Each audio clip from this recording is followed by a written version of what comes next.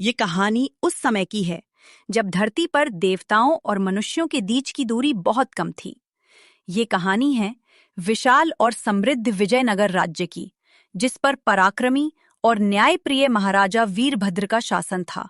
और ये कहानी है उसी राज्य के एक छोटे से गांव में रहने वाले एक अत्यंत गरीब लेकिन दिल के अमीर किसान गोपाल की। गोपाल का पूरा जीवन सूखे खेतों और टूटी हुई झोपड़ी में बीता था। वह कड़ी मेहनत करता था, लेकिन उसकी किस्मत ने हमेशा उसका साथ छोड़ दिया था। उसके पास बस एक चीज थी जो अमूल्य थी, उसकी ईमानदारी और प्रकृति के प्रति उसका गहरा लगाव। महाराजा वीरभद्र के राज्य के बीचों बीच एक विशाल पर्वत श्रृंखला थी जिसे त्रिकुट कहते थे। सदियों से त्रिकुट के शिखर पर एक प्राचीन अप्रकाशित झरना बहता था, जिसके बारे में कोई नहीं जानता था।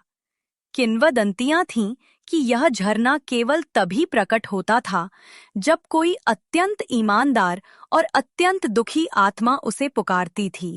एक भयंकर गर्मी के मौसम में गोपाल की फसल पूरी तरह सूख गई। उसकी पत्नी और बच्चों के पास खाने को कुछ नहीं बचा था। निराशा में डूबकर गोपाल त्रिकूट पर्वत की ओर गया। वो ना तो खजाने की तलाश में था और ना ही किसी देवता के दर्शन का इच्छुक।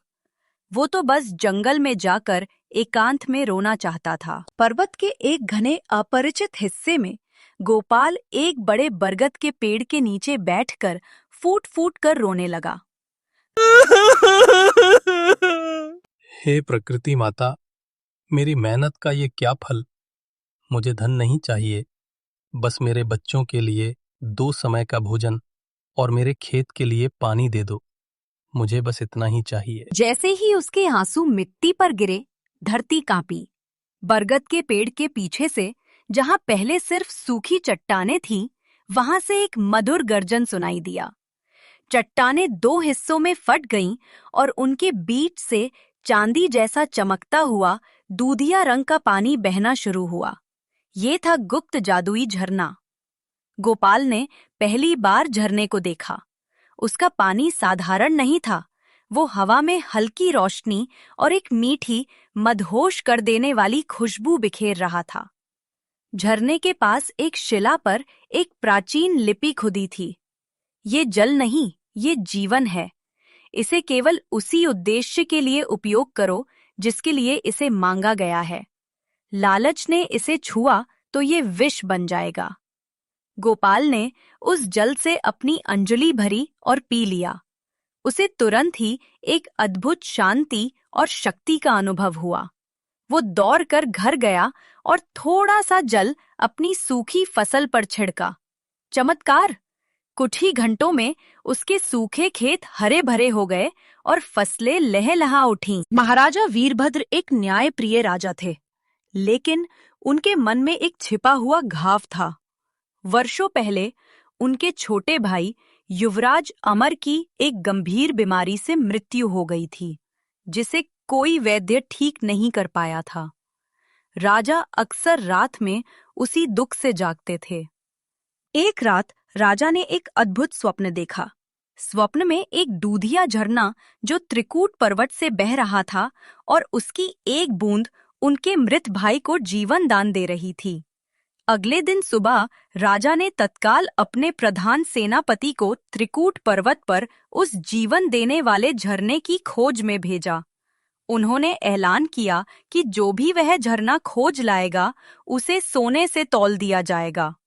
जब सेनापति ने गांव-गांव में झरना खोजने की शुरुआत की, तो गोपाल भयभीत हो गया। वह जानता था कि अगर राजा ने इस जादुई स्रोत पर कब्जा कर लिया, तो वह इसका उपयोग सिर्फ अपने व्यक्तिगत लाभ या सत्ता बढ़ाने के लिए करेंगे और इसकी पवित्रता नष्ट हो जाएगी। सेनापति और उसकी टुकड़ी 1 हफ्ते तक त्रिकूट के हर कोने को छानती रही, लेकिन उन्हें गोपाल का गुप्त झरना नहीं मिला। ऐसा इसलिए क्योंकि झरने के पास केवल वही पहुंच सकता था जिसने उसे पुकारा था। अंत में सेनापति ने थक हारकर गांव में घोषणा की, जो भी व्यक्ति हमें इस रहस्यमय झरने तक ले जाएगा, राजा उसे जीवन भर की सुख सुविधाएं देंगे। गोपाल इस घोषणा को सुनकर चिंतित हो गया। लालच बहुत बुरा है। अगर मैंने राजा को वहां पहुंचाया तो मैं लालच का भागी बनूंगा और झरना अपना जादू खो देगा। पर अगर मैंने राज नहीं खोला तो मैं गद्दार कहलाऊंगा। गोपाल ने एक साहसिक निर्णय लिया। वह सीधे राजधानी गया और महाराजा वीरभद्र के सामने खड़ा हो गया। महाराज, मुझे उस जादुई झरने का रहस्य पता है, लेकिन वो झरना किसी को ढूंढने से नहीं मिलेगा। उसे बस पुकारना पड़ता है। पुकारना? कैसे?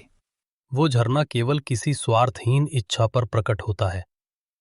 महाराज, आप अपने मृत भाई को वापस पाना चाहते हैं।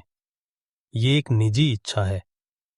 झरना आपको दिखाई नहीं देगा, लेकिन मैं आपको उस झरने का एक छोटा सा हिस्सा भेंट कर सकता हूँ। गोपाल ने अपने कुर्ते के नीचे से एक पुरानी मिट्टी की सुराही निकाली। यह सुराही झरने के जल से भरी हुई थी। ये जल मेरे खेत को बचाने के लिए मांगा गया था महाराज, ना कि किसी साम्राज्य को बनाने के लिए। इस जल की पवित्रता को मैंने किसी लालच से नहीं छुआ है। अगर आप इसे अपने भाई पर उपयोग करेंगे तो वो जीवित हो उठेंगे, लेकिन आपको एक वचन देना होगा। कैसा वचन? महाराज, ये जादुई झरना इस राज्य के हृदय की तरह है। यदि आपने इसे खोजकर अपने सेना के लिए या सोना बनाने के लिए उपयोग किया तो इसका जल विष बन जाएगा और विजयनगर राज्य का पतन हो जाएगा। ये झरना हमेशा अज्ञात रहना चाहिए और इसका उपयोग केवल सबसे बड़ी निस्वार्थ आवश्यकता के लिए किया जाना चाहिए, जैसे कि किसी की जान बचाना। महाराजा वीरभद्र ने अपनी आंखों में आंसू लिए उस जल से भरी सुराही को लिया। उनके पास साम्राज्य, शक्ति और धन सब कुछ था, लेकिन एक गरीब किसान की सादगी और ज्ञान के सामने वे छोटे पड़ गए। राजा ने तत्काल उस जल को अपने भाई अमर के मृत शरीर पर छिड़का। पलक झपकते ही युवराज अमर की सांसें वापस लौट आईं। महल में उत्सव शुरू हो गया। गोपाल, तुमने मेरे भाई को जीवन दिया है। तुम्हारा सम्मान किसी राजा से कम नहीं। मैं तुम्हें अपना प्रधान सलाहकार नियुक्त करता हूं और तुम्हें धन से तौल देता हूं। महाराज, मैंने अपना कर्तव्य निभाया, लेकिन मैंने आपसे वचन लिया था। मुझे ना तो धन चाहिए और ना ही पद। मेरा धन मेरे हरे भरे खेत हैं। मेरा पद बस एक अच्छा इंसान होना है। यदि आप मुझे सच में कुछ देना चाहते हैं तो बस ये वचन दीजिए कि आप त्रिकूट पर्वत पर झरने की खोज को हमेशा के लिए रोक देंगे और उस पर कोई सेना नहीं भेजेंगे। राजा वीरभद्र ने गोपाल की महानता के सामने झुककर घुटने टेक दिए। मैं वचन देता हूं गोपाल, वो झरना हमेशा राज्य का गुप्त हृदय बना रहेगा। गोपाल वापस अपने गांव चला गया और कभी किसी को झरने का पता नहीं बताया। लेकिन कहानी में एक अंतिम गहरा रहस्य छिपा था। महाराजा वीरभद्र ने बाद में अपने निजी डायरी में लिखा, जब गोपाल ने मुझे जल की सुराही दी तो मैंने महसूस किया कि वो जानता था कि मैं एक अच्छा राजा हूं, लेकिन एक स्वार्थी भाई। उसने मुझे जल देकर मेरे भाई को नहीं बचाया, उसने मुझे लालच से बचाकर मेरी अंतरात्मा को बचाया। जादुई झरना एक स्थान नहीं था, ये निस्वार्थता का प्रतीक था। जब तक राज्य में गोपाल जैसे लोग हैं और जब तक मैं उनके विश्वास को नहीं तोड़ता, तब तक ये झरना मेरे राज्य को बल देता रहेगा। गोपाल और राजा वीरभद्र के बीच का ये अनकहा समझौता विजयनगर राज्य की सबसे बड़ी ताकत बन गया। राजा ने कभी झरने की खोज नहीं की और किसान ने कभी उसका राज नहीं खोला।